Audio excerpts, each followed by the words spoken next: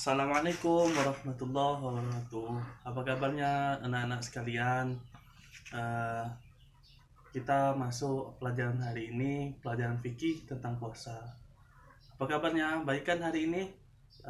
Jadi sebelum kita masuk pada pelajaran, kita absen dulu. Bagi ketua kelas, tolong di absen untuk kawan-kawannya yang tidak hadir ataupun yang izin itu di absen.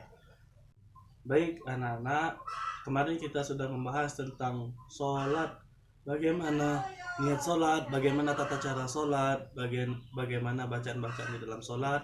Sekarang kita masuk tentang puasa ataupun ketentuan di dalam puasa. Nah, anak-anak, puasa yang dijalankan di bulan Ramadan itu adalah puasa wajib. Jadi bagi anak-anak sekalian, mau wanita maupun laki-laki itu wajib untuk menjalankan puasa. Mau kecil, mau besar, mau muda maupun tua itu wajib untuk menjalankan puasa. Dengan syarat sudah baligh, sudah mumayyiz. Mumayyiz itu membedakan mana yang baik dan mana yang buruk. Dan bagi perempuan itu tersuci dari haid ataupun nifas. Jadi kalau di saat puasa, di saat bulan Ramadan, wanita terkena haid itu tidak diwajibkan untuk berpuasa. Nah, jadi di sini ada yang tahu pengertian puasa itu apa?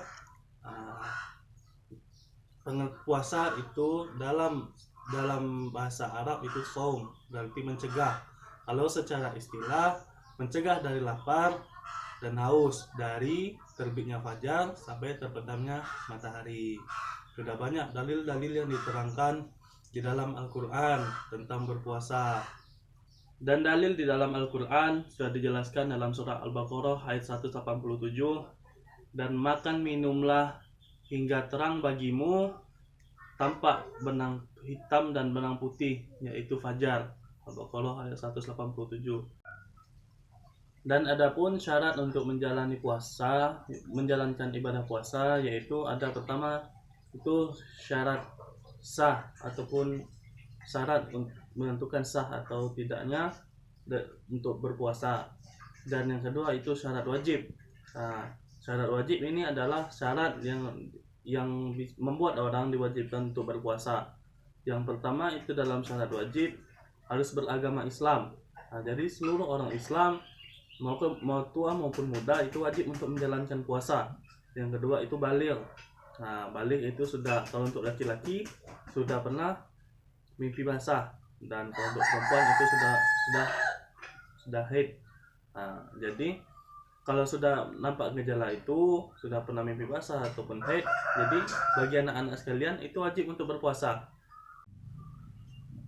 Anak-anak, semua puasa tanpa adanya niat maka tidak dikaitkan sebagai puasa. Jadi hati-hati di sini. Untuk menjalankan puasa itu harus dengan niat. Kalau tidak ada niat berarti tidak dinilai sebagai ibadah puasa. Untuk puasa wajib maka kita harus berniat sebelum datangnya fajar. Sementara untuk puasa sunnah kita dibolehkan berniat setelah terbitnya fajar, seperti yang dilakukan oleh Rasulullah Shallallahu Alaihi Wasallam, yaitu ketika Sayyidah Aisyah itu tidak masak di pagi hari, dan Rasulullah pun bertanya, "Wahai Aisyah, masak apakah engkau pagi ini?"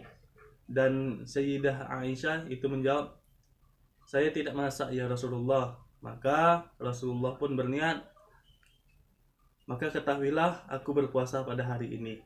Nah, dari dalil hadis tersebut, itulah yang menjadi landasan untuk puasa sunnah boleh diniatkan setelah. Untuk puasa sunnah yang diniatkan setelah terbitnya fajar itu dengan ada syarat tertentu yang harus dilakukan. Jadi kalau untuk menjalankan puasa sunnah yang niatnya setelah terbit fajar, yaitu syarat yang pertama itu belum melakukan apa-apa yang membatalkan puasa, seperti makan, minum, berhubungan suami istri, dan lain-lain. Nabi Muhammad Shallallahu Alaihi Wasallam bersabda, Artinya barang siapa yang tidak berniat sebelum fajar maka puasanya tidak sah. Hadis riwayat Abu Daud, Tirmizi dan Nasai. Nah, itu untuk puasa wajib. Jadi kalau puasa wajibnya sesudah imsak baru berniat, maka itu batal. Maka itu tidak bisa untuk berpuasa. Yang kedua, kita masuk materi kedua, yaitu meninggalkan segala sesuatu yang membatalkan puasa, mulai dari terbit fajar hingga terbenamnya matahari. Nah, jadi bagi anak-anak yang terbiasa makan, yang terbiasa jajan, itu dikurang-kurangin di saat berpuasa. Karena di saat siang hari tidak boleh kita makan dan minum. Nah, itulah anak-anak tadi penjelasan tentang syarat puasa, penjelasan dalil-dalil puasa, pengertian puasa, dan rukun berpuasa.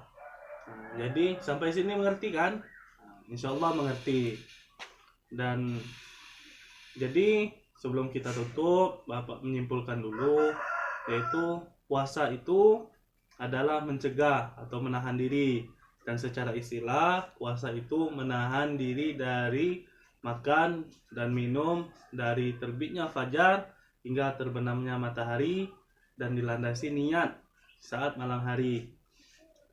Dan puasa itu harus orang Islam, harus sudah baligh, harus mumayyiz, harus terbersih dari haid dan nifas bagi perempuan dan mampu untuk menjalankannya dan berakal sehat. Nah, itu tadi syarat syah dan syarat wajibnya untuk berpuasa. Dan rukun itu niat dan meninggalkan segala sesuatu yang dapat membatalkan berpuasa. Nah, anak-anak, jadi minggu depan kita membahas tentang puasa juga, tapi bukan tentang pembahasan rukun dan bukan tentang pembahasan tentang syarat, karena sudah dibahas di hari ini. Baiklah anak-anak, mungkin cukup sekian pertemuan kita hari ini. Ada tugas untuk di rumah, yaitu soal pertama, jelaskan apa itu puasa. Jelaskan apa itu puasa. Bapak ulangi, jelaskan apa itu puasa. Yang nomor 2 yaitu sebutkan syarat-syarat puasa. Sekali lagi Bapak ulangi, yaitu sebutkan syarat-syarat puasa. Yang ketiga itu apa perbedaan dari syarat wajib dan syarat sah puasa. Jelaskan. Yang keempat, sebutkan apa saja yang termasuk rukun dalam berpuasa. Nah, itu 4 soal, tolong dikerjakan, jangan sampai tidak dikerjakan. Kalau tidak dikerjakan bakal mendapatkan hukuman. Jadi mohon soal itu dikerjakan. Minggu depan kita koreksi di pertemuan selanjutnya. Nah, jadi sebelum masuk ke materi berikutnya, yaitu tentang apa-apa saja yang membatalkan puasa, kita bahas dulu tentang materi hari ini, yaitu mengoreksi soal.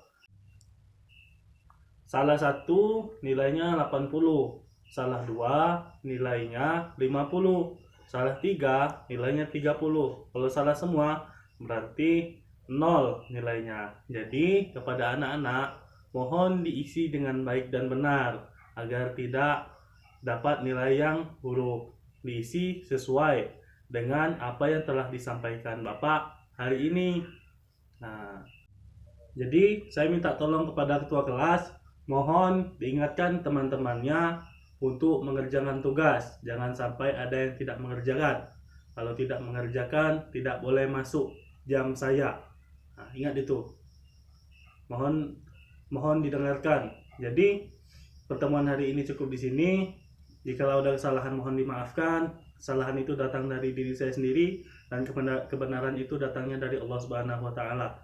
Saya akhiri, wallahul muwaffiq ila aqwamit thoriq. Wassalamualaikum warahmatullahi wabarakatuh.